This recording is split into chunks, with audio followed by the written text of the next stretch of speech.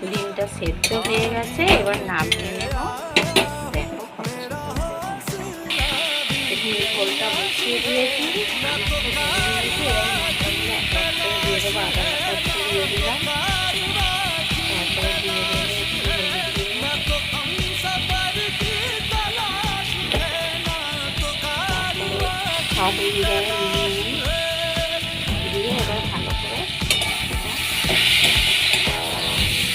কষিয়ে নিই। আবার একটু দিয়ে দেবো ধনে গুঁড়ো আর একটু জিরে। মশলাটা সুন্দর করে কষানো হয়ে গেছে, আমি সেটা কাঁচা লঙ্কা দিয়ে আর জল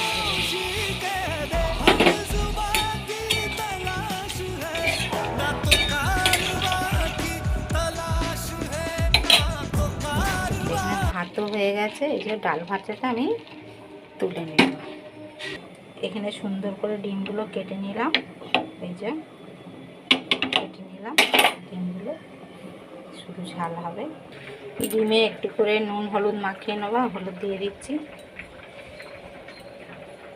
আর একটু নুন দিয়ে দেবো, দিয়ে মাখিয়ে নেব। এখানে ডিমগুলো ভেজে নেব। যেখানে ভাজা হয়ে গেছে পেঁয়াজগুলো লাল লাল করে ভেজে নেব। ভালো করে সব মশলাগুলো দিয়ে দিয়েছি, এবার কষে নেবো। একটু স্বাদ অনুযায়ী নুন দিয়ে দিচ্ছি, দিয়ে ভালো করে কষিয়ে নেব। মশলাটা কষানো হয়ে গেছে, এই জল দিয়ে দেবো, দিয়ে ভালো করে ফুটে ডিমগুলো সব একে একে ছেড়ে দিয়েছি, সুন্দর করে ফুটে উঠলে হয়ে যাবে। আর উপর দিয়ে দুটো ছেঁড়া কাঁচা লঙ্কা দিয়ে দেবো।